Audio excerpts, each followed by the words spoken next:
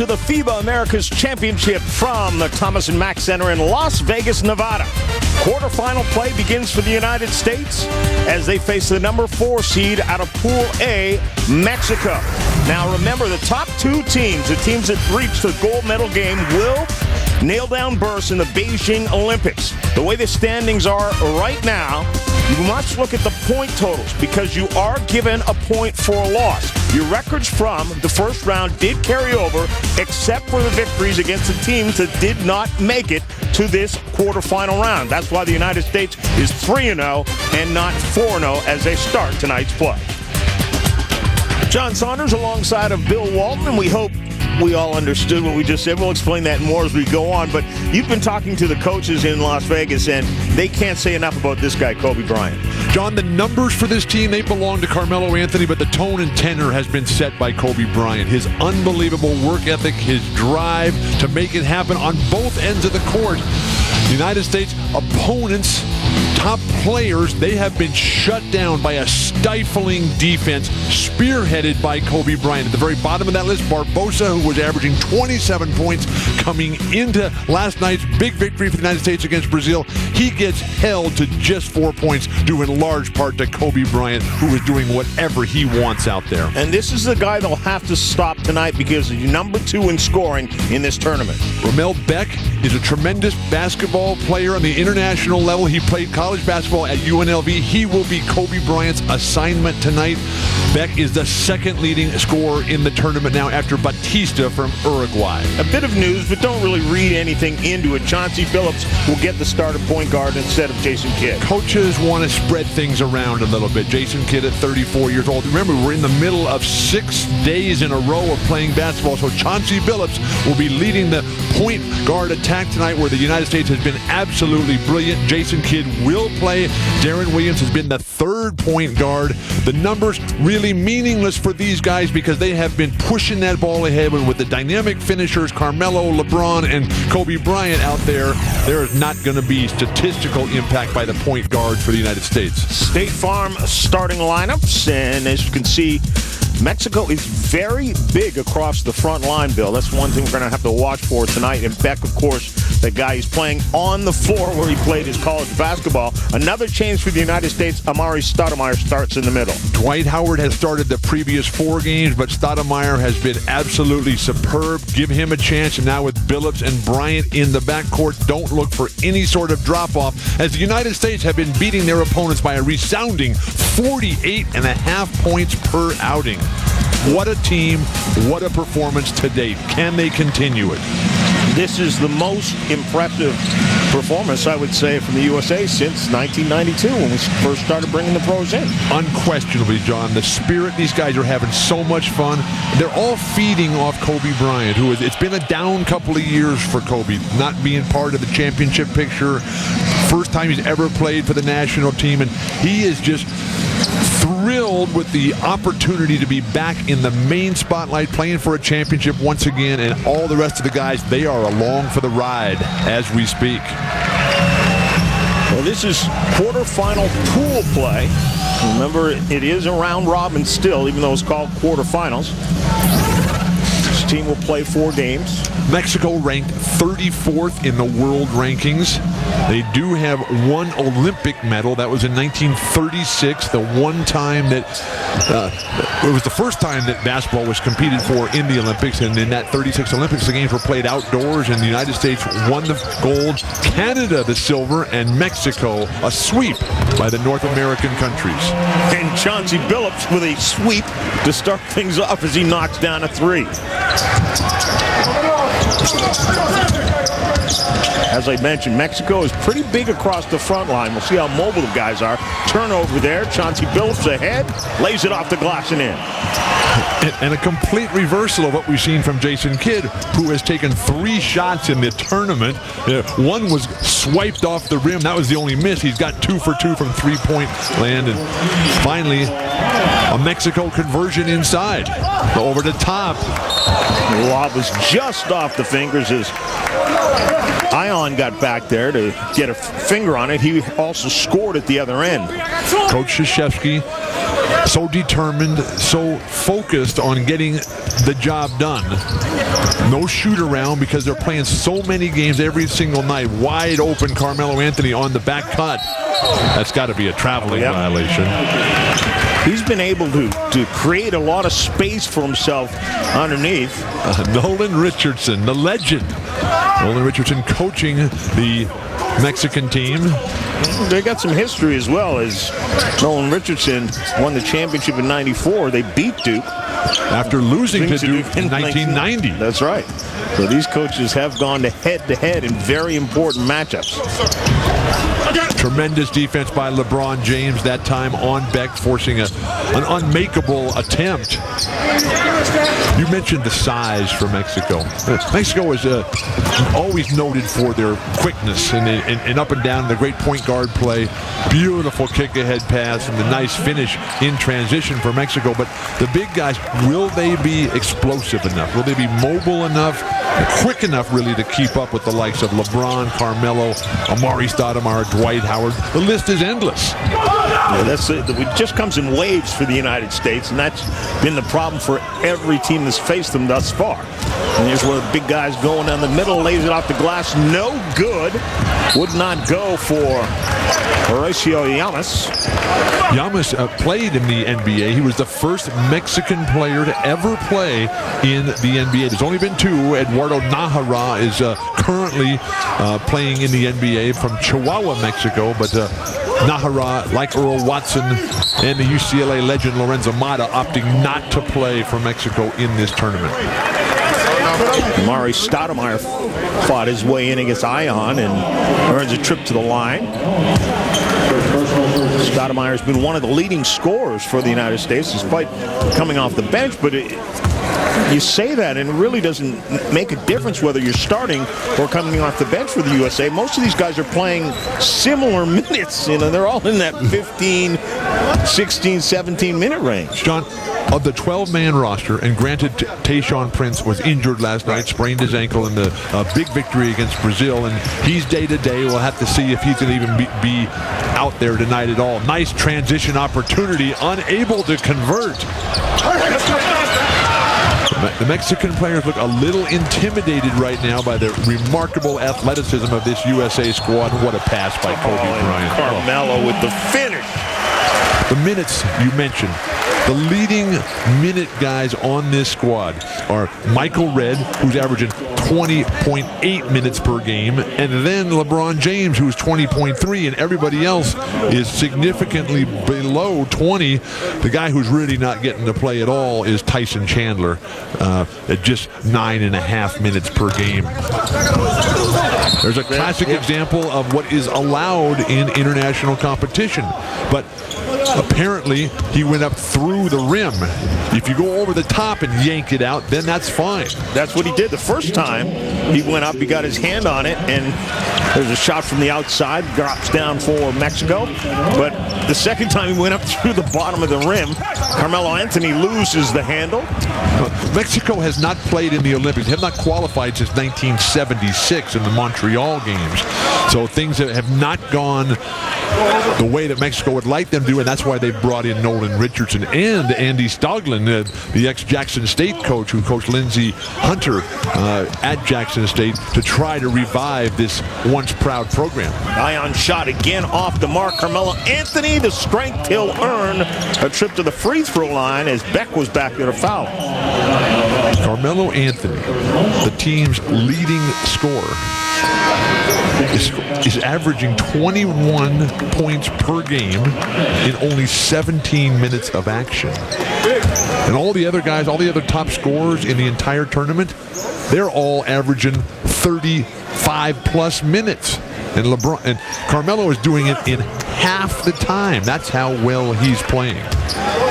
Now imagine if he could somehow translate over to the NBA. Imagine coach would love that. But we talked about the differences in the rules. And really the goaltending, it really hadn't come into a factor that much until last night's game. It was a big thing, and we've seen it early here tonight. As the United States players who rarely play under international rules, as they get more used to it, then they're going to start attacking that rim more from both ends, offensively and defensively. You can go up there and spike that ball through when it's just hanging on there, when normally you have to exhibit such patience. The outside shot not going. Can Chauncey Billups get this team going into transition? Something that was very difficult for the United States last night against Brazil, which was able to make the United States play a half-court game. Carmelo Anthony continues to shoot it so well. So he's doing it inside and outside, creating a lot of space for himself. 8 points already for Carmelo Anthony in 3.5 minutes. Every game it's like this. And I think this is one of the things that's hurting Kobe and LeBron, is that they're so used to the game being brought to them. All the players for Cleveland and the Lakers, they come up and say, hey, look, we've got to get these guys the ball over the course of the game. So Kobe and LeBron, they don't start the game as explosively as you normally would think.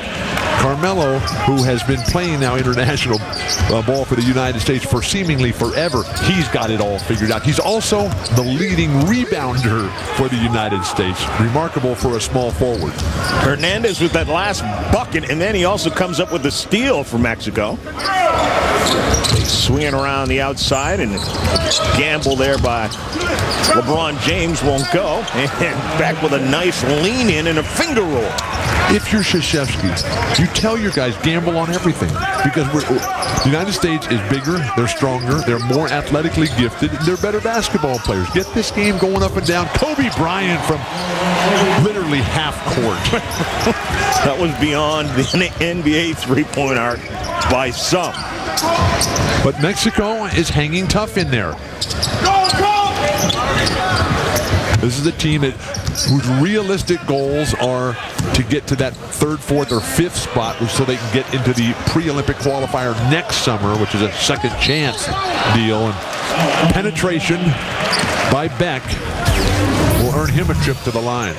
Three-point shooting has been the Achilles heel of Team USA over the last several international tournaments, but as you can see, it has not been a problem thus far in Las Vegas. They're on fire. And the United States, looking at all the statistical categories, they are so dominant and so far away, the best team in this tournament. Brazil, which was considered to be the second best team, they were pounded last night by the United States. And Brazil, they come out and they get run off the court tonight in Las Vegas by Puerto Rico, a team that struggled in the first round of pool play. Which you kind of called. We talked about that last night, how Brazil would respond to being pounded after looking so good in their first 3 games, and you said there could be a letdown. Basketball is a game of psychological, emotional confidence, but it's also a game of momentum. And when the United States took everything away from Brazil last night, Mike D'Antoni had a brilliant comment when Barbosa just had the woeful 4-point performance. He said, this in the long run will be good for him because it'll make him grow up and become a man sooner. But for Brazil, it did not carry over and did not happen quickly enough for Barbosa, whose team was absolutely torched by Puerto Rico. Puerto Rico starting to play some better basketball right now, and they'll be the United States opponent tomorrow night. Kobe Bryant goes up and looked like he double clutched on the shot, but got fouled. Clearly hacked across the arm. Barada hit with the foul. Everybody on the team is so happy for what's happening with Kobe right now, because this is a guy who's had nothing but trouble since the Lakers' last championship, seemingly a lifetime ago.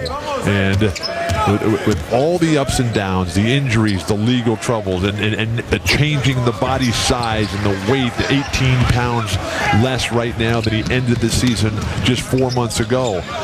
His work ethic, his determination, his leadership on and off the court, that has been the contagious driving factor to make this team having so much fun. And everybody wants to just get more of it. Another big rebound for LeBron James, and then he just slides his way to the hole and throws it down. Plus the foul. The strength of LeBron.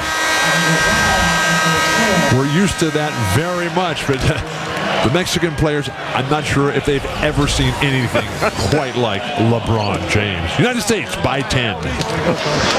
United States leading Mexico by 10 with just under 5 minutes to go in the first quarter. John Saunders and Bill Walton here, and we talked about the explosiveness of LeBron James. LeBron James has the 2 points from that throwdown. He's also got 3 assists in the early going here. The pace initially set by Chauncey Billups, who already has 7 points on perfect 3 for 3 in the LeBron James bobblehead. That is the biggest bobblehead I've ever seen. Well, the ones in the NBA store oh, yeah, that's true. Are literally life-size, and the one of Yao Ming. I'm a tall guy, John. I'm a full 6'11". I come up to Yao Ming's shoulder. That's how big he is. Yao Ming, who was the leading scorer in last year's World Championship in Japan. They call that a backcourt violation, and the Mexican team is going to argue that, hey, that ball was touched by the United States. LeBron James, you see him diving on the floor. Carmelo Anthony also has 6 points, perfect shooting. But LeBron is shooting 71% from the floor in this tournament. Mike Miller outside, shot won't drop down. One of the few the USA will miss from outside. But we're seeing a different rotation in terms of the substitution patterns. Yes, we have Jason Kidd in the game right now, but Michael Redd has been the first shooter to come in. And tonight, as Krzyzewski, Nate McMillan from Portland, Mike D'Antoni from the Phoenix Suns, and Jim Boeheim, the Hall of Fame. What a pass. Dwight Howard with the finish on the pass from Miller. But it's a nice gesture of the coaching staff to give everybody their chance. The foul off the ball as there was some collision goes on down the lane. There's that pass you talked about. Mike Miller can only hope that this type of play will be open for the Memphis Grizzlies, as they had the worst record in the NBA a year ago, and the coaching change. Mark Ivoroni getting the first chance as a head coach in his career. Hopefully that'll work out, and they get Darko Milicic as a free agent after Orlando passed on re-signing him. And again, the foul goes against Mexico this time, and so they turn it right back over. So the two teams that were at the bottom a year ago, Memphis and Boston, they make big changes. Boston has a whole new roster, signing Posey today, and that was a great ceremony out in Boston. The only hope that Pau Gasol will be able to start the season on time for Memphis. Miller up against it here. That's Carmelo. He's just so smooth. I mean, no matter where he gets that basketball, he is comfortable. Shooting it from outside, he creates so much space for himself inside. But look at the defense. You got LeBron clamping down on everyone. Such effort. Michael Redd extending on the perimeter. Jason Kidd rotating from the back line. And he comes over late, but Quintero got it down on a little floater. Miller thinks about the three into Howard, and he's held up. Giannis inside. He's a big man, and since Nolan Richardson came to take over the program, he's lost 25 pounds, and he's still that big. So almost like taking a drop out of the Pacific Ocean. Exactly. USA has Mexico doubled up here already, and still have 3:20 to go in the first quarter. As we look at Nolan, who had those successful years at Arkansas, I want to remind everybody the 2007 FIBA Americas Championship continues tomorrow night. Team USA continues quarterfinal round play against Puerto Rico from Las Vegas, live on ESPN2 at 11 Eastern. All the USA games are also available live on ESPN360.com. The FIBA Americas Championship on the ESPN family of networks.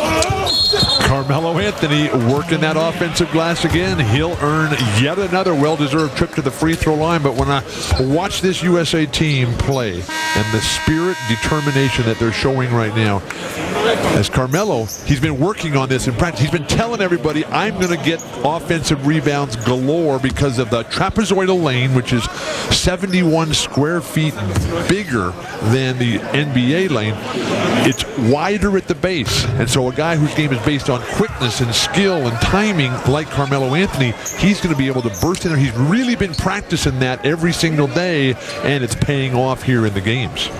Well, that's an interesting note you make, because when you think about the lane, the trapezoid is really made to open things up, but you don't think about somebody taking advantage from it from another angle like that. And that sense of opening it up, that's what the NBA is trying to do with its own game. But the International League is still a bit behind. The International League still allows the body and hip checks away from the ball, the hand checking on the advance of the point guard play. Mexico, very, very cold shooting, as just about everybody has been thus far. Oh! A Jason Kidd, the Dwight Howard on the lob. Watching this team play is like watching a great bicycle race team where they just, who's ever out in front leading the pace line, they just give it everything they have for as long as they can. He drops off and the next guy just comes in, and the overwhelming advantage that the United States has in terms of personnel, the other teams, they basically just quit. I mean, that lob came from beyond half court. That's Jason Kidd throwing one a mile. And Dwight Howard can, oh, what a back cut. Carmelo Anthony, no wonder he's the leading scorer. He's averaging 4 more points per game than he is minutes played per game. And that is a remarkable statistic. Quintero. Mexico, which is the world's largest Spanish-speaking country with a population of 109 million people. Another throwdown here, and this is getting out of hand quickly. Mexico just they're conceding in the basket area. Back from outside, won't go down, and Howard seals a rebound with one hand. Wide open was Michael Redd. He buries a three. Notice how the game has changed with Jason Kidd in. No disrespect to Chauncey Billups, who has the world championship that Jason Kidd doesn't have in the NBA from the Detroit team when they beat the Lakers a couple years ago. Nice move there along the baseline by Beck. But when Jason Kidd is in that game, it's moving faster, and the ball is being kicked ahead time and time again. And when you have the unselfishness of your top shooters like Michael Redd, who is the second leading scorer, and the guy who's leading in minutes played per game, the United States firing on all cylinders right now. And the question is, what kind of adjustments can Mexico make?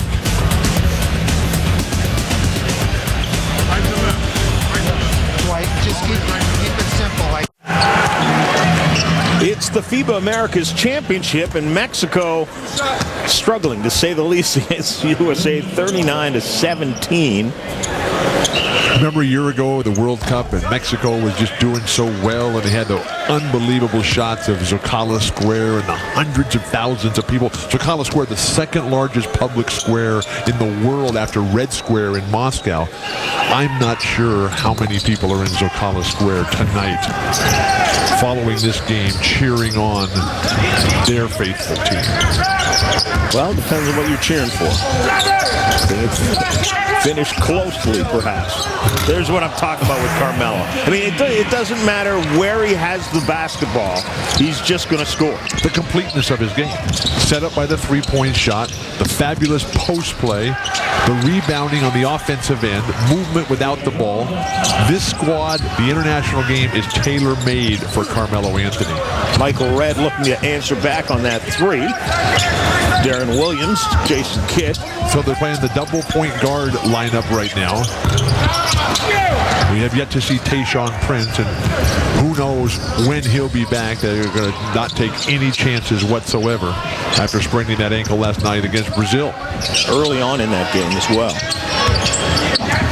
Williams comes out on defense. Beck drives down the lane, but there's nothing there for him. The way this team is able to find Jason Kidd and Carmelo in the basket area again. He's too strong. I mean, seriously. He must have 15 points already, and we're 9.5 minutes into the game. He's got 16, and he's 6 of 6 from the field, too. And he's playing the defense on the ball right here and totally shutting down. That'll be a goaltend against Dwight Howard. It has to hit the rim before you can swipe it off. And Dwight taking it off the backboard there. It's really a big man's dream to play with these kind of rules. Carmelo Anthony, the drop step right along that baseline, and nothing that the Mexican defenders can do about it. Williams with the lob into Howard. It's just that easy for Team USA as they throw up 45 points in the first quarter, Bill. What a performance, what a squad. They are driving the train tonight. No signs of let up. This has been a masterpiece already. 45-23, this is the FIBA Americas Championship.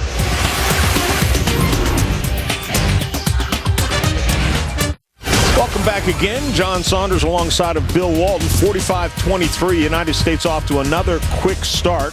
We have two very familiar coaches in this game, of course, Mike Krzyzewski and Nolan Richardson. Both guys extremely successful at the collegiate level. Mike Krzyzewski with his numbers at 702 and 202. That just doesn't seem possible. That's 500 games, over 500. Hall of Famer Mike Krzyzewski, Nolan Richardson with 500-plus victories. Since he was fired at Arkansas, he has not interviewed for a single head coaching position at the college level. He coached Panama for the World Championships last year. And Nolan, who speaks fluent Spanish, having grown up in El Paso, Texas, right on the Mexican border in one of the barrios there. He went to Bowie High School, and he was part of the integration in the 50s when they merged all the different cultures there. And nice to see Nolan back in the game. We will have a feature on Nolan Richardson at halftime, but that is amazing to believe that nobody has tried to grab Nolan Richardson as their head coach at a college basketball program. 40 minutos de infierno. 40 minutes of Hades. Except it's been 40 minutes of Hades the other way. And that's the goal of the United States team, is to reverse that sequitur. Parada calling for the ball. He had it earlier and threw it back out. Adam Parada is an outstanding basketball player, as Mike Krzyzewski. It's hard to tell that his team is up by a margin of, what is that, 22 points there? You got it. See, you said you couldn't do that. Quick math. No. When you're playing in these games, it's important not to ever look at the score and just keep playing every single possession. But Parada is one of those fine players, grew up in Los Angeles, in the Alta Loma area, east of downtown. Nice dump down pass. Offensive foul. Amari Stoudemire can't believe it. But Parada went on and started the University of Irvine. The Anteaters played 4 seasons there before moving on to the national team. He's been on the number of NBA teams, Summer League, in training camp, spent some time with the Lakers. T-Wolves and the Spurs as well. And he has some experience playing against NBA players. That'll be a goaltend against LeBron James. LeBron James has got 2 of his international teammates for the Cavaliers, unsigned restricted free agent Anderson Varejao, who is sitting this tournament out, waiting to get that contract offer from the Cavaliers, and then Sasha Pavlovich, who is yet to receive any interest from around the league. And that's one of the problems with the restricted free agency designation, is that the teams figure, well, the home team's just going to re-sign them anyway, so why do we want to just drive the price up? unless they want to put the opponents over the salary cap and into the luxury tax. Well, you see, that's why Chauncey Billups was signed so quickly by Detroit. You know, he's unrestricted free agent and very, very quickly signed by the Pistons. He did want to stay there, but Pistons didn't want to see if anybody had any interest, make sure they had him locked up. You can't let a player like Chauncey Billups leave. You know, he's literally the heart and soul of the team, along with Rip Hamilton. And again, problems for Mexico as they get it up on the iron and too quick the other way. Michael Redd lays it off the glass, good and in. 6 straight days of games.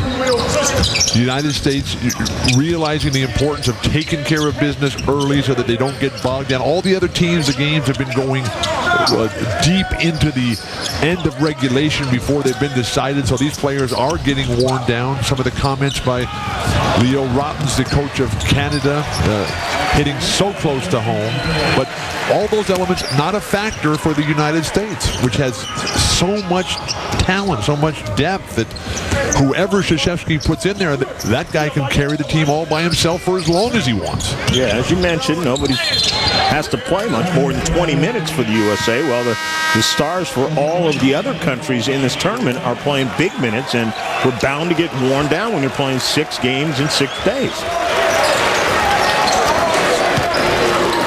John, you noticed how the U.S. Open tennis tournament started today. Yes. Andre Agassi, who lives in Las Vegas, he was down to the training camp for the players and just chatting around, coming out on the court. And Andre Agassi and his incredibly talented and wonderful wife, Steffi, they just have done so much to make that Las Vegas community just a real home environment for so many underprivileged children. And I could not help but notice the $110 million profit that they're projecting for U.S. Tennis Open in the next 2 weeks. You would think that with that kind of profit announced, that the players would say, don't you think you should raise the prize money a little bit? Well, they do pretty well. They do well, but that's one of the things about the NBA salary cap. Not only is it a cap, but it's also a minimum. It's a floor, so that the money that comes in, a majority percentage goes to the players in salary. Kobe Bryant's quick shot won't go down. One of the rare misses thus far in this first quarter for Team USA. They've been scoring at will. Mexico can't get anything to go. And the game is just opening up, so now it's a highlight reel. But the domination of the United States is reflected in the stats, John. While the USA is dominating their opponents to the tune of 48.5 points per game margin of victory, they are shooting 23% better from the floor in the 2-point shots. They're shooting 21% better from 3-point land. So this is not a fluke. I mean, this is just a reflection of the incredible gap between the United States and literally the rest of the world. And there's Giannis again, who has dropped a few, how many pounds? He dropped 25 pounds in training camp. Well, when Nolan Richardson came in, he told the players it was going to be that 40 minutes of hell. And the players thought, wait a second, for hell for who? Because they were not in shape or ready to play Nolan Richardson's style of basketball. It took them a while to get so. Kobe Bryant with a nice spin outside. Jason Kidd, no look. It's tipped out of bounds off of Mexico, so it comes back to the USA. To see the ball movement, that's what's really great about a team like this, where the results are not so much in doubt as the singular plays. And we've seen a number of them. Jason Kidd's pass off the backboard to LeBron. LeBron's wraparound back pass to Kobe, and here's Kobe trying to finish with the left hand, and Mexico a transition opportunity. One of their rare transition opportunities, but LeBron James comes back strongly on defense. And again, Bill, we've talked about this over the course of this tournament.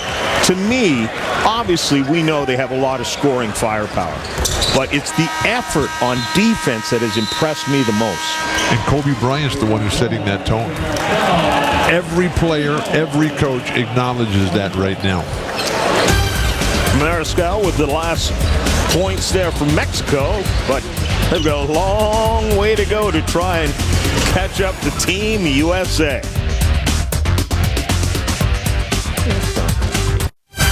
A look at the outside of the Thomas and Mack Center, of course, made famous by the running rebels of Jerry Tarkanian, but famous for another reason as well. Kareem Abdul-Jabbar, the NBA's all-time leading scorer, he broke Wilt Chamberlain's scoring record for career points in this building, the Thomas and Mack Center. The Utah Jazz were playing a dozen games per year because at that point the Jazz franchise wasn't that solid up in Salt Lake City, so they would come down to Las Vegas and play 10 or 12 games, thus cutting down the demand for tickets and the supply of tickets in Salt Lake City.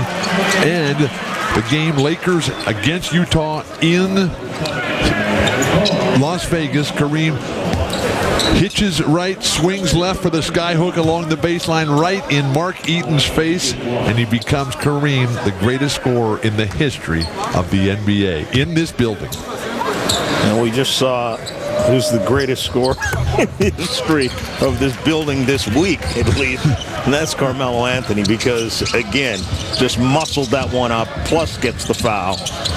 And Carmelo is really taking advantage of the fact that the other team, they can't leave Kobe Bryant, and they can't leave Carmelo Anthony, and they can't leave Dwight Howard or Amari Stoudemire.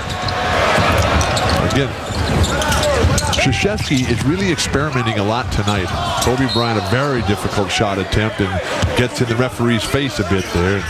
Couldn't help but notice the information today about the NBA referees convention that was held in Los Angeles this past weekend. And the stories about what's Tim Donaghy going to be saying about the rest of the referees. And I thought that David Stern handled it absolutely perfectly when he said, why would anybody believe anything Tim Donaghy says? Excellent point. But you would think that if Tim Donaghy was going to try and bring down anybody else with him, he would have done it already. I think we have heard the last of Tim Donaghy for some time. We can only hope. Kobe Bryant, who was frustrated a little bit earlier, finds his way at the line.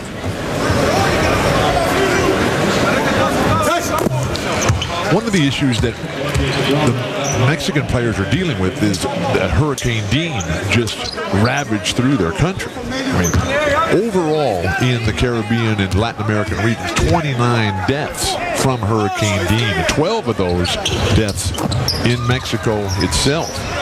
And I can't help but think back to the story of Katrina from a couple years ago, which just happened 2 years ago this week. And Mexico, out of the kindness of their heart, they sent drinking water to New Orleans. Now that is a turn of events. Yes, well, we also got aid from Cuba. Yes. So if you want to talk about turn of events, Mariscal with the last shot that went down as Mexico's trying, at least starting to find a little offensive range. Well, they're keeping it in the 20-point range. It looked like it was going to just explode to an insurmountable margin. Nice give and go there. Great pass and great finish by Young. Actually, that was Parada who finished from Alta Loma, which to show you how things have changed, Alta Loma was an expansion city on the edge of Los Angeles when we were growing up in Southern California. Kobe Bryant is determined to get to that hoop, and his ability to finish left-handed is just absolutely superb. And that's a real challenge, I think, to LeBron James.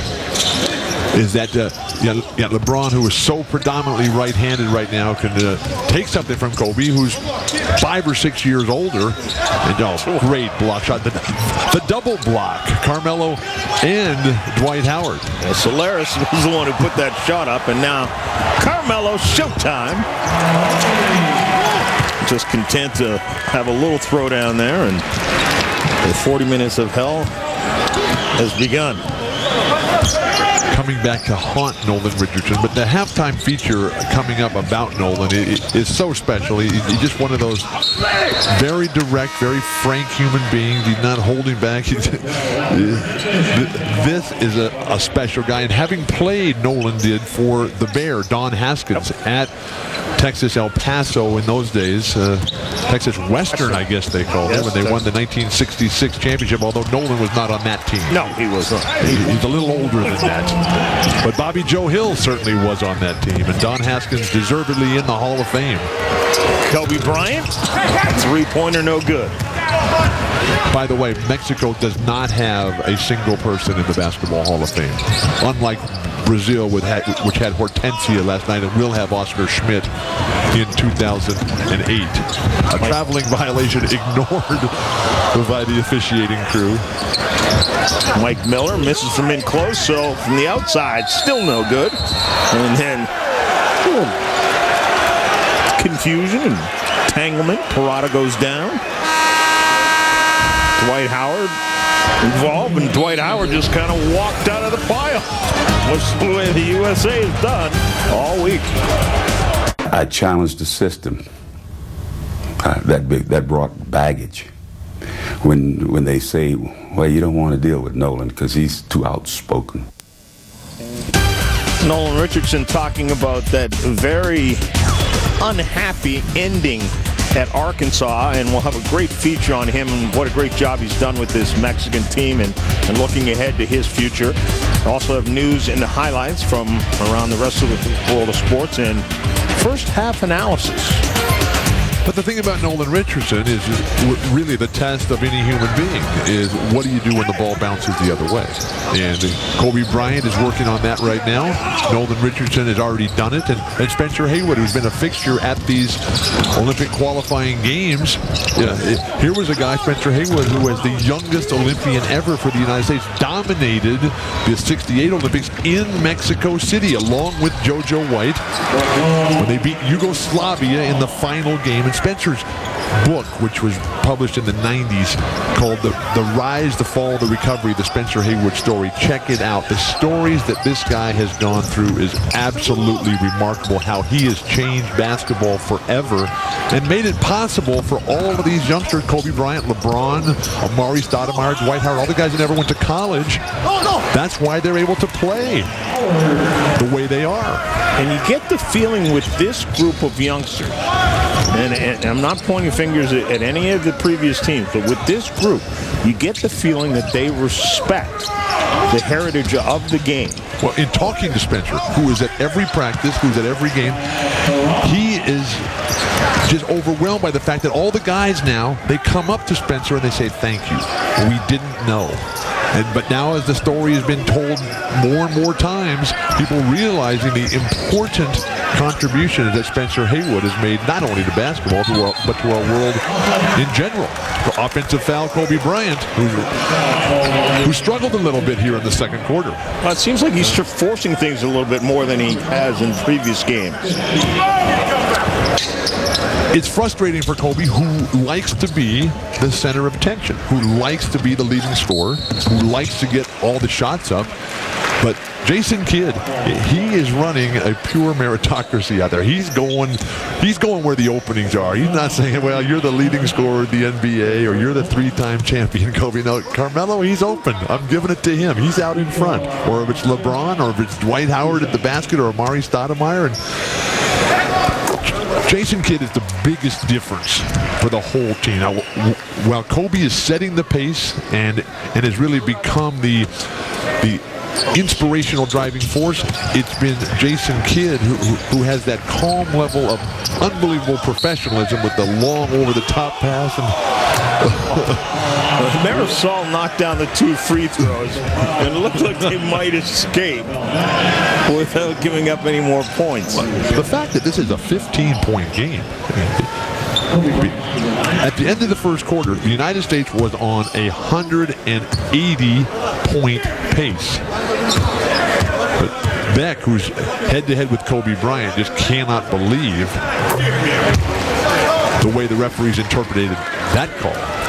I think what Mike Krzyzewski is going to be pointing out is he's giving up almost 50 points for this team. Sometimes, again, the style of play dictates the score, but just the same, he's not going to be happy with that. So back-to-back over-the-top passes. Oh, it's good. They'll count that one. As the buzzer, Castro knocks it down, and so Mexico, with something to go into the locker room with, be a little bit excited about. Zuniga, Castro buries the shot at the buzzer, and Team USA, their lead now just 14 points at 65-51. Second half is coming up, but stick around for a feature on Mexico's coach, Nolan Richardson.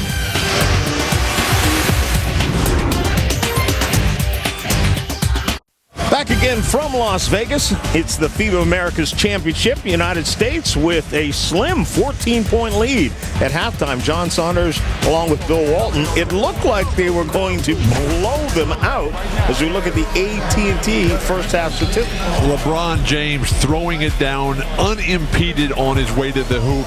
And then with Jason Kidd kicking the ball ahead, Carmelo Anthony, Dwight Howard above the fray. The ball movement comes out to Carmelo Anthony. Carmelo leading the United States in points, 21 points on 8 for 11 shooting, including that throwdown in only 14 minutes of action, John. And now the McDonald's halftime statistics. The turnovers surprise there at 8 apiece. And the rebounds for the United States, +7. But the field goal percentage, 45% for Mexico, very strong. 57% from behind the arc for Mexico, while the United States slumping a little bit, shooting only 43%. We say only 43%. they have been shooting the ball so brilliantly. The shocking news, though, is that the United States was outscored in the second quarter by 8. The second time that's happened in this tournament. Virgin Islands in the second game in pool play last week outscored the United States 26-24 in the second period. Chauncey Billups back at the helm to start the third. And the second chance for Chauncey has missed driving along. Carmelo Anthony loses it, gets it back, dumps it down, and Amari Stoudemire with the finish.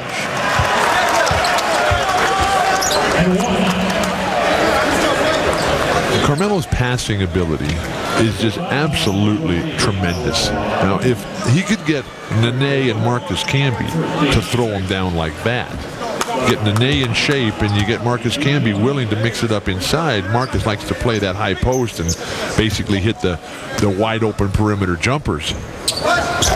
Then things could really start happening for Denver, which has never won a playoff series in Carmelo's years there. They always win one game in every first round matchup, but then they go down 4-1 each and every time. And at some point, Carmelo's going to say, hey, come on, let's at least get to the second round. Especially with AI alongside as well, a guy who's been to the championship. And with Allen Iverson being there from the outset this season, then I think that's going to be a totally different story. One of the amazing things for the NBA this offseason, John, is the fact that the league is hosting 262 global events in 162 cities on 5 different continents this off-season alone. And we're only talking a 4-month period here because the season just goes so long. But over 200 NBA players, legends, coaches, and a record 64 marketing partners are participating in all of these 262 global events. And Heidi Uberoff, who's in charge of all the business aspects and partnerships of the NBA, she has just done an incredible job of putting this together. LeBron James extending the lead up to 18 now with the long three-pointer. Back with Kobe Bryant staying all over him.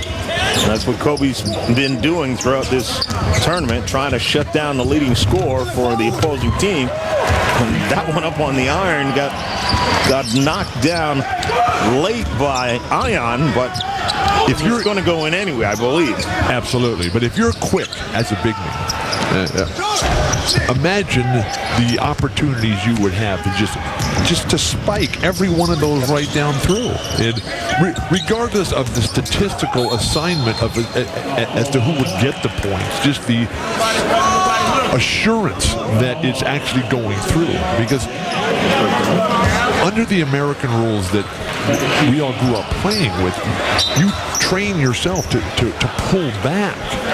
There are no harnesses here in international basketball. You see it, you go for it, and you just smash it down.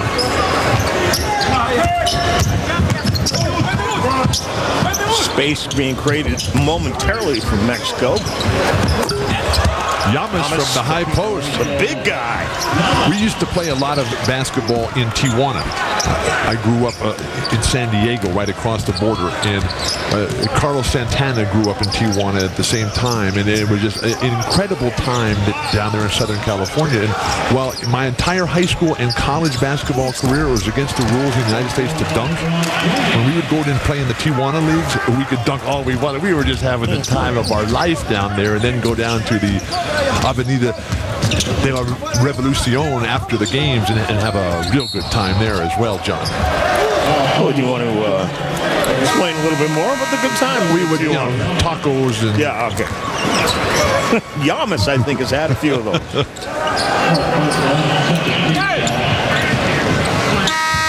Why is it that Mexico has been able, I mean, the United States has 74 points. Realizing we've just under 8 minutes to go here in the third quarter. But Mexico is managing to score at least at their pace since the first quarter. And they're on a pace to get near 100 points, which nobody has come close to in this tournament so far. I think, oh my God. Kobe Bryant. The windmill. Oh, and then the block at the other end by LeBron James. The answer to your question is coaching of Nolan Richardson. Kobe Bryant pirouetting among the stacked up defense. The defense by the United States throughout this tournament, shutting down Romero, Shepard, D'Alembert from Canada, Barbosa last night. Tonight, Beck, though, has 17 points already.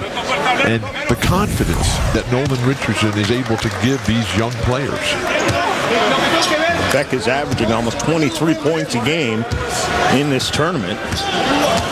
Speaking of Kobe Bryant's pirouette, did you see that Mark Cuban is a candidate for Dancing with the Stars? Oh, no.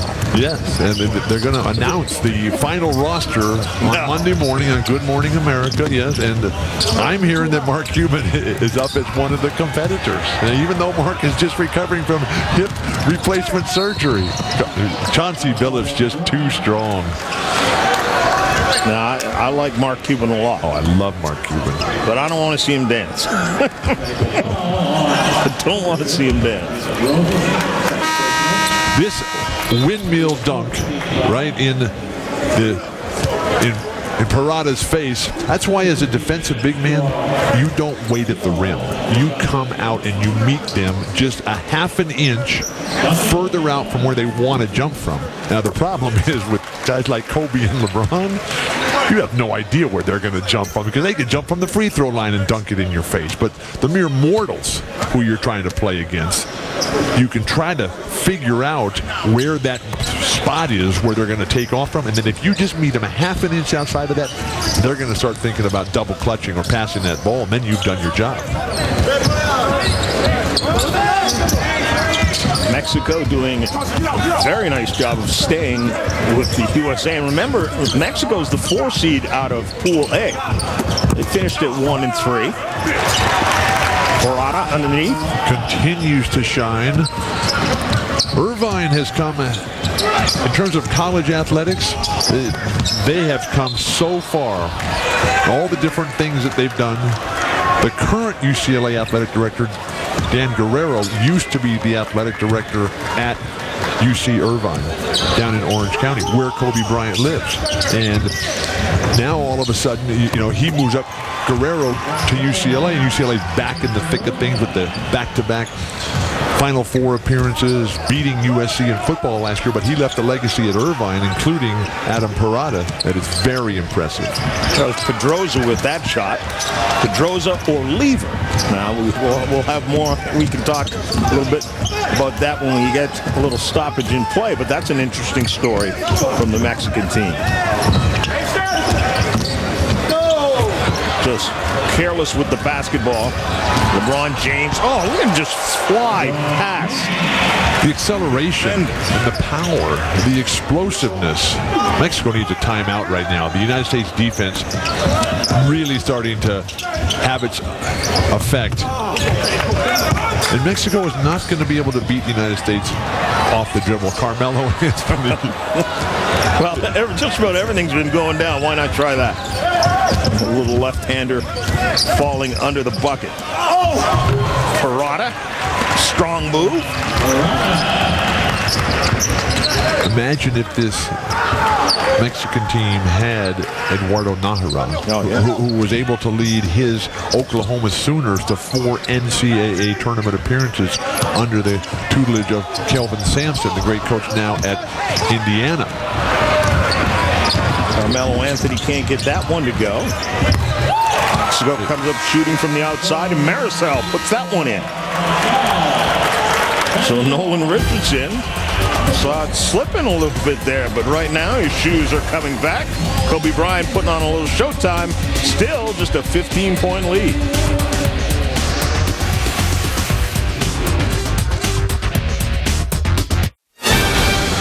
The WNBA playoffs continue on ESPN2 Tuesday night with a conference semifinal matchup. Defending champions Detroit Shock staved off elimination in Game 2 and now try to move one step closer to a repeat as they host the New York Liberty at 7 Eastern in a win-or-go-home Game 3. Don't miss a single shot of the WNBA playoffs on ABC and ESPN2 on Sunday. How about Indiana coming back tonight against Connecticut? They were down 22, and they come back and win the deciding game in the WNBA playoffs. This has been the best WNBA playoffs that I've ever seen. Even though the Houston Comets and the Los Angeles Sparks are not involved, this has been some tremendous basketball and a perfect demonstration right there of the cylindrical aspect of above-the-rim play in international competition. No one's trying to figure that one out. Says my guy got hammered, and we get called for a travel. That never happened to Corliss Williamson. Never. Big nasty. Oh, what a quick move by LeBron James going to the left hand. But who will ever forget how in 1995, after they won the championship in Charlotte, when they beat Duke, which was the last time the Final Four was ever competed in a regular arena. Ever since 94 in Charlotte, they've always been in the domes. But the very next year, UCLA, without their point guard, they run Arkansas, Nolan Richardson, and they turn big nasty Corliss into big sissy out there as George Cedic just takes it right to Corliss. Oh, what a night that was. Jim Herrick was the head coach there on that night. And again, Parada with another use of the glass.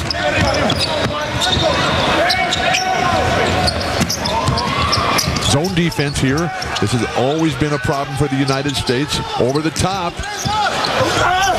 Howard can't get it to go, but again, second chance points. They're getting their own rebounds easily. Dwight Howard treating the defenders there like bowling pins. He just gets the bowling turned and bodies fly off him. LeBron James again. Another three-pointer. The camaraderie on this team. The happiness for the success of others.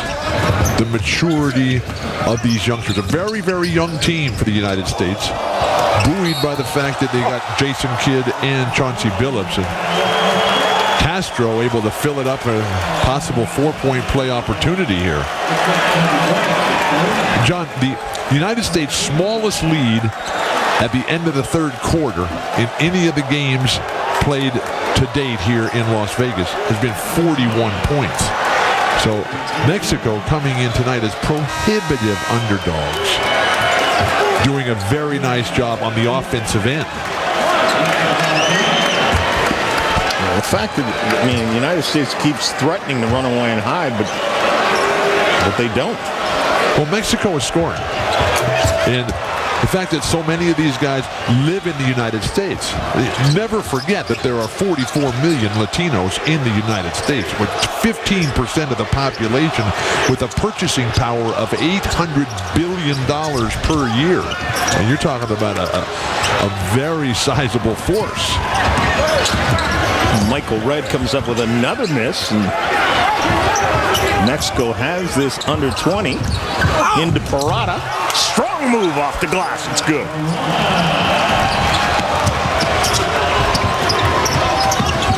Mexico does not seem to be intimidated by Team USA. They know they're going to give up a lot of points, but they're certainly putting up a bunch themselves. Couldn't be happier for Adam Parada, who has just who's seen it all from the highest heights to the frustration of being told, look, you're just not good enough. He has come back, and he has taken it right to the United States. And that's the reason they're hanging around. So you stick around as well. United States and Kobe Bryant clinging to a 17-point lead. And I say that half jokingly, but really, Bill, this has been the most impressive we've seen anybody play against Team USA. By this point in every other game, it has just become up and down celebration, slam dunks, behind the back passes. This is as competitive a game as the United States has faced. And it's not as if the United States is playing poorly on the offensive end. They've got 93 points, and we're still in the third quarter. But Mexico able, shockingly, to be able to get it done on offense themselves. Because the United States has been playing a very determined defensive style, but with Mexico continuing to attack, shooting the ball well from three-point land, and feeding off the confidence of Nolan Richardson, the master teacher, who got his start from Don Haskins, the Bear, who just, what a great story that was in '66 when they changed basketball forever in our world. And now he's bringing it to Mexico. Because remember, Nolan Richardson is not getting paid for this. He's doing this on a volunteer basis. They're giving him per diem. That's nice. But at least he gets to eat. But Nolan does. I think that Yamas is stealing all his food.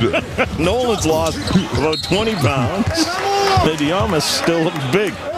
Nolan looks great, though. And I just love the guys who stand out there and speak truth to power, and that is Nolan Richardson.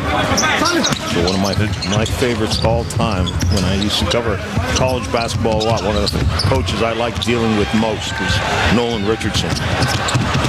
Miller, off the quick break, lays it off the glass. Again, Jason Kidd kicking it ahead all the time. How many times tonight have we seen him just throw that little lobbing, arcing pass? A little bit like Joe Montana. Sees the play that nobody else does. There's Parada in the basket area once again. LeBron James kind of clipped him off the front of the face, although LeBron smiles, saying it's more like his face clipped me. Eduardo Nájera not playing, but this is a guy who is really the face of Mexican basketball. He has at least 8 endorsement deals, which puts him in an elite international class with other high-profile guys like Yao Ming from China, Tony Parker from France, and Manu Ginobili from Argentina. And one of Eduardo Nájera's endorsement deals in Mexico is with Gatorade. And of most interesting note, Gatorade, an international conglomerate there, Mexico accounts for more than a third of Gatorade's international sales. So he is just everywhere throughout this beautiful and wonderful country, Mexico. Michael Redd with a double team now. Swings out of it. Miller And Red beats the buzzer, but grazes the iron, gets his own back underneath to Dwight Howard. Slams it down. Too many second chance points again for the United States. The overwhelming dominance athletically of the big men, and then the quickness on all the perimeter players for the Americans. Mike Miller doing a nice job defensively, denying the guard-to-forward entry pass to just totally shut down the offensive attack from Mexico, and Jason Kidd pokes that one out of bounds. He poked himself in the eye as well. That was a nice drive by Beck. But the defense by Michael Red. Nolan Richardson just shaking his head saying, oh my gosh, these guys are really good. But I think that the confidence that Brazil lost last night, Mexico is gaining confidence here. And while so much of the competition is really for that third, fourth, and fifth spot, as the United States clearly the best team, looks like Argentina clearly the second best. It looks like it. Well, Scola and Delfino, not the top tier players for Argentina. They're playing extremely well. And Brazil goes down tonight. And so that's back-to-back losses for Brazil, and to try to get that third, fourth, and fifth spot for a lot of these countries to get into the next summer's qualifying is really the goal. And hey, maybe Mexico can squeeze in there, but the view from here is that those positions will be Brazil, Canada, and Puerto Rico. Well, Puerto Rico, the way they played tonight against Brazil, I mean, there's reason to believe that perhaps, I mean, they'll be coming off a high playing the United States tomorrow night. Right back at Carmelo. And a factor in that Puerto Rico game tonight against Brazil is the fact that Puerto Rico saying, you know what, tomorrow night we're playing the United States. If we want to get a victory early on, we better get it tonight. Otherwise we'll be 0-2 in the second round of pool play. And I'm really glad that you explained all those point systems that lead to the standings. It is interesting. You get a point for a loss. So you're rewarded just for showing up. John, I don't know if you're old enough to remember the old CBA days, when you used to get a point for winning the quarter. I'm old enough. Of course. Absolutely. And here you get 2 for a win, 1 for a loss. Your wins from the first round carry over, but only against the teams that made it to this quarterfinal round. Only 2 teams have been eliminated so far. The Virgin Islands, Panama. And Panama. Panama, the team that Nolan Richardson coached in the World Championship a year ago. What a touch. Getting a shot by Rogel there. And the USA will not get a shot off at the buzzer. And so again, from the FIBA Americas Championship from Las Vegas, Team USA, although they've coasted offensively, this has been the closest game they've had thus far in the tournament. 101-78 is the lead as we head to the fourth quarter.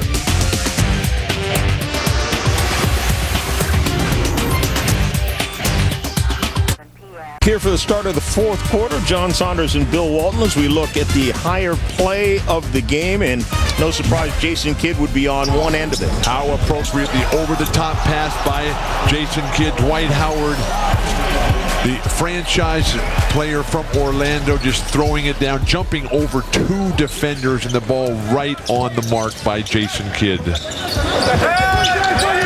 78 points is already the most the U.S. has given up. And we have the whole fourth quarter to play. Exactly. Horacio Llamas. Didn't beat the buzzer, though. Nolan's wondering if it touched the rim. The shot clock violation. I don't believe the ball touched the rim at all. With Mexico already scoring 78 points, that surpasses Brazil's total for the entire game of last night, 76 points. Very nice turnaround jumper by Dwight Howard. If he can get that shot to fall regularly, then the Orlando Magic can become serious forces in the playoffs, not just one and done like they were this year, swept by the Detroit Pistons. Marisol with that three-pointer, and then no conversion at the other end for Carmelo Anthony. Carmelo just was shocked that he was that wide open. The defense completely breaking down, but an air ball and a layup, and Giannis just can't bend over enough to get that ball from Pedroza. Pedroza, the son of Anthony Fat Lever, the great guard from the Denver Nuggets and Arizona State University.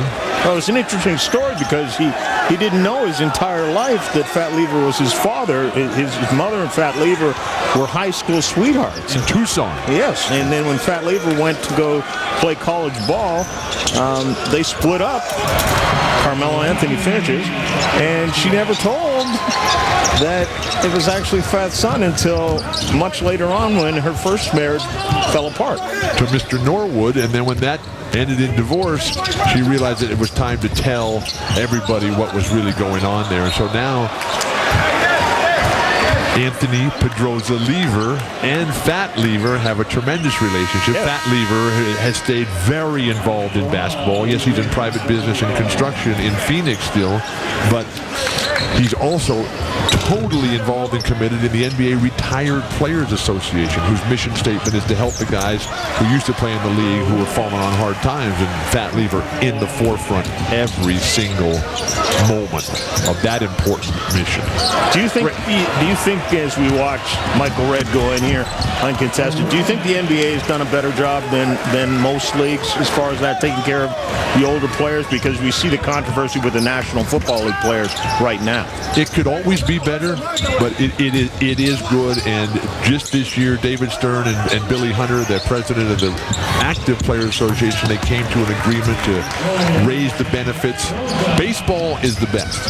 Baseball, the job that Joe Garagiola has done for decades. And what a throwdown by Carmelo Anthony and the primal scream there. But basketball has done a credible job. You always want more, but the leagues are under no legal obligation to go back. I mean, this is the moral question of what do you do for the guys who founded the game. That shot well off the mark that time. Oh, great pass by Jason Kidd into Dwight Howard. Okay, you guard him, okay? You just don't get second chances like that in the NBA. These guys just look at this, 9 of 10 from the field for Dwight Howard. USA is qualifying for the 2008 Olympics continues tomorrow. Their quarterfinal round play against Puerto Rico from Las Vegas, live on ESPN2 at 11 Eastern. Then on Wednesday, the USA faces Uruguay live on ESPN2 at 11 Eastern. Thursday, the USA finishes up quarterfinal round play against Argentina live on ESPN2 at 12 a.m. Eastern. All USA games also available on ESPN360.com and the family of the ESPN network. Adam Parada again, the turnaround jumper. We have seen a lot from Adam Parada. He has earned another chance at an NBA squad just off this performance tonight. But the NBA, John, goes way back with its relationship with Mexico. Over the years, the NBA has played a total of 18 games in Mexico. First one being back in 1992. That was between the Dallas Mavericks and the Houston Rockets. But 17 of the games were all exhibition games in preseason. It was 1997 where the Rockets beat the Mavericks 108-106 in a regular season game actually played in Mexico. Sadly, there are no NBA games scheduled for this upcoming season, regular or preseason. Well, there's 41 scheduled for Canada. I remember when there used to be 82. That's right. That's right. Back when the Grizzlies were there. Toronto, of course, one of the inaugural teams of the National Basketball Association, the precursor to it. And Toronto, one of 4 teams from last year's playoffs that had at least 6 international players on their squad. Golden State, Phoenix, and Dallas being the other ones. And all of those teams, so exciting. Golden State really the darling of last year's playoffs. And that was just so much fun. Oh, to watch the way they were playing. playing, and you can only hope that they can come to a contract agreement with Don Nelson. Oh, you've got to believe that's going to happen. Well, behind the back, Kobe Bryant can't finish left-handed. Amari Stoudemire puts it up on the iron and gets it to drop down. Kobe has not shot the ball well tonight. No. He's one of the few players who doesn't have a high percentage. But John, you growing up in Toronto and having the Canadian roots, you probably don't know about one of the true world treasures that Mexico has, and that's the Baja Peninsula. The Baja Peninsula, the third largest or longest peninsula in the world after the Kamchatka Peninsula in Russia, the Malaysian Peninsula in Indonesia, but they opened the Baja with a paved highway in 1974. And now, we used to go down there on the dune buggies and the Jeeps, but then when they made the paved road to have access to places like Mulegé and Loreto and La Paz and Magdalena Bay and Todos Santos and the East Cape, Cabo Pulmo and Cabo San Lucas, oh, what a place that is. That should be a World Heritage Site, the entire peninsula. The Sea of Cortez, the book that Jack London wrote about his journey down there in the early 1950s, the log from the Sea of Cortez. Truly one of the special places on all the earth. Well, Cabo San Lucas right now is about one of the hottest real estate places there are in the world. 108 million people. The capital, of course, is Mexico City. Peso is the currency, and the language is Spanish. Of course, Spanish conquistadors coming over. And they have the world's richest man. Yes. Mr. Slim. And he's not slim on cash. No, he has taken over unquestionably from Bill Gates as the world's richest man. In fact, his percentage of the Mexican gross domestic product is equal to the combined fortunes of the Rockefellers, the Vanderbilts, the Astors, the Carnegies, the Stewarts, the Weyerhausers, the Goulds, and the Fields at the height of the robber baron era back in the late 1800s. Just absolutely incredible. He has 14% by himself of the Mexican economy. Mr. Slim, check it out in today's New York Times. An unbelievable article by Eduardo Porter.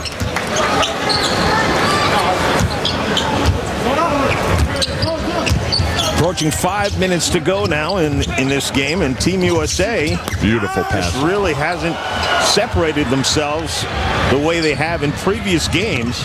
Their offense just seemed a little out of sync. Chauncey Billups for three, no good, and basically also they're just not shooting it as well as they did. It's very hard to sustain excellence when the opposition is not your motivation. Avila with that shot is Nolan Richardson's squad has no give up in them, so stick around. We'll come back to Vegas in a moment. 117-89.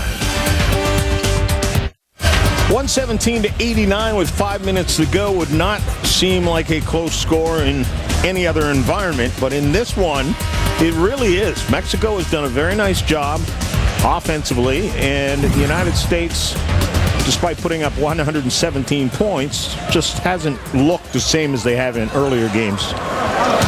Incredible pride in the Mexican culture and the spirit. I mean, imagine if this was a soccer game and how that would play out and the tables were turned. Now, granted, the United States is coming up in soccer. Yes. But so many of the top athletes in this very populous country of 109 million people, which also is the 12th largest economy in the entire world. Things are happening there. The bitterly contested election that was just held last year between Calderon and Obrador. I mean, there were just demonstrations in the street, and that was very intense. Well, you mentioned soccer. It's becoming a huge rivalry between Mexico and the U.S. A very bitter rivalry as well. Parada puts it in, plus he gets fouled.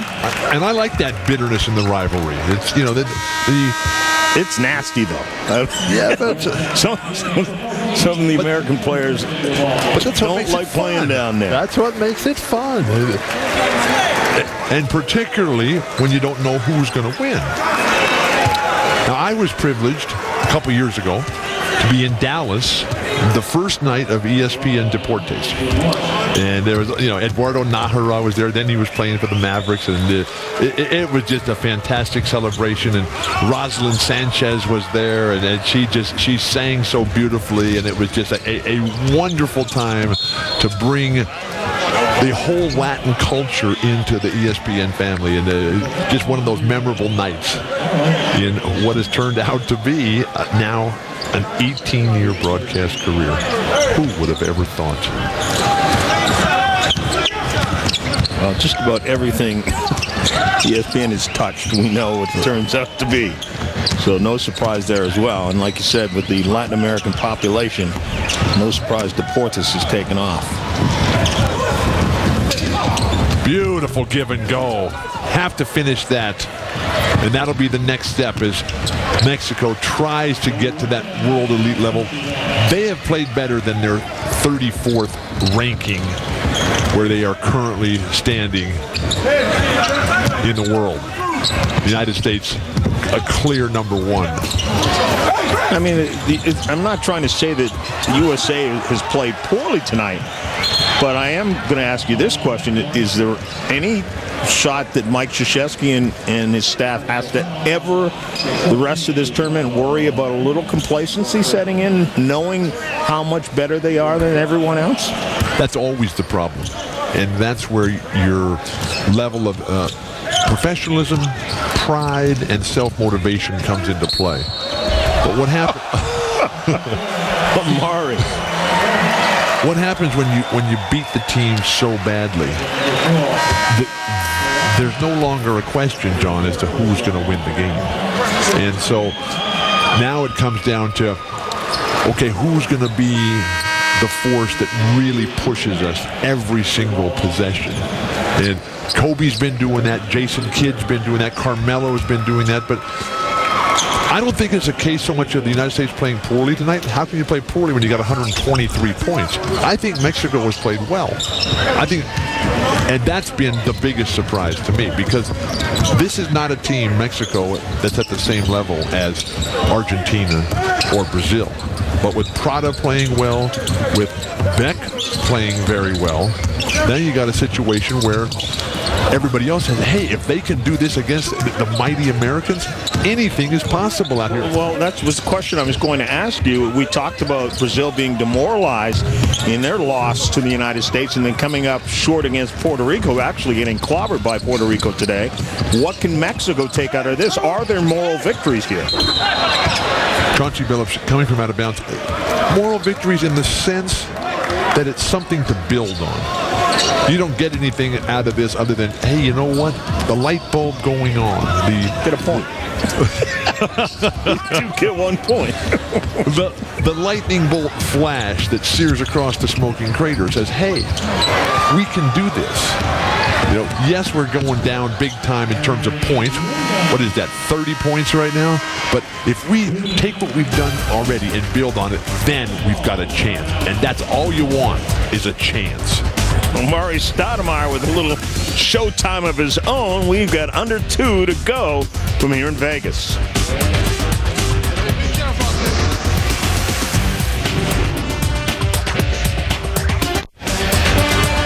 Kobe Bryant taking a breather, ice on the knees, so he's done for the night. It's the most points the United States has given up thus far in the tournament, but it's also the most they've scored.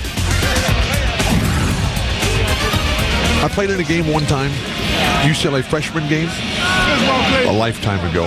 The halftime score was 85-85, and the coach came in and just ripped us for playing no defense. And I looked at him and said, this has been a great basketball game. The other team had Raymond Lewis on it. He had, I think, 49 points at the half. And sometimes if the other team is playing well, there's not that much you can do about it except get it back on the offensive end, and that's certainly what the United States has done tonight. He looked like he went up through the bottom of the hoop to get that and put it back in. I know you're allowed to get it after it's on the iron, but you're not allowed to go up through the bottom. Michael Redd from outside. Michael Redd has struggled from long distance tonight.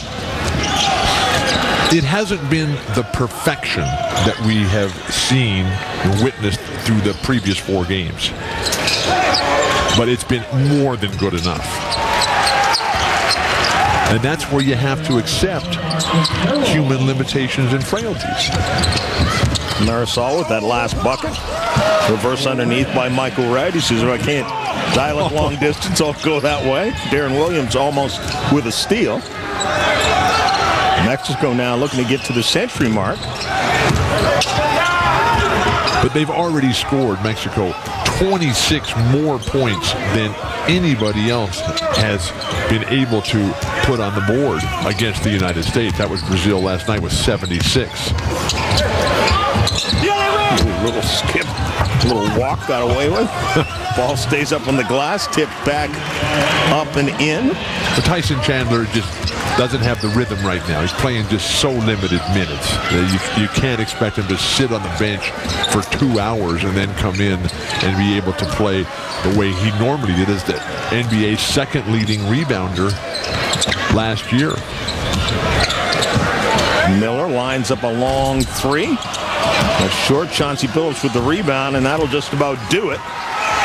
So USA will dribble the clock out, and Mexico does get to that century mark, but still loses by 27. One factor we didn't talk about was the changing lineup tonight, and the fact that Jason Kidd playing with the second unit tonight, Chauncey Billups with the first, and those dynamics, they change everything. But the United States, a convincing and clear victory tonight over Mexico by 27. Puerto Rico and Carlos Arroyo tomorrow night. Think back to the Athens Olympics, Game 1. Carlos Arroyo takes it right to the United States and hands them an Olympic defeat. Oh, and Puerto Rico coming off a big win tonight against Brazil as well. We'll get back to Vegas in a moment.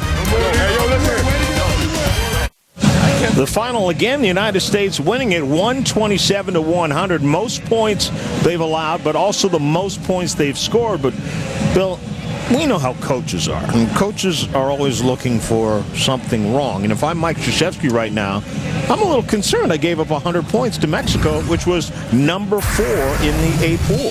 Point that out and use it as motivation. It makes no difference where the motivation in your life comes from. United States on pace with Argentina, the big showdown on Thursday night, midnight Eastern time, but with 6 players scoring in double figures for the United States, Carmelo Anthony leading the way. The outcome was never in doubt.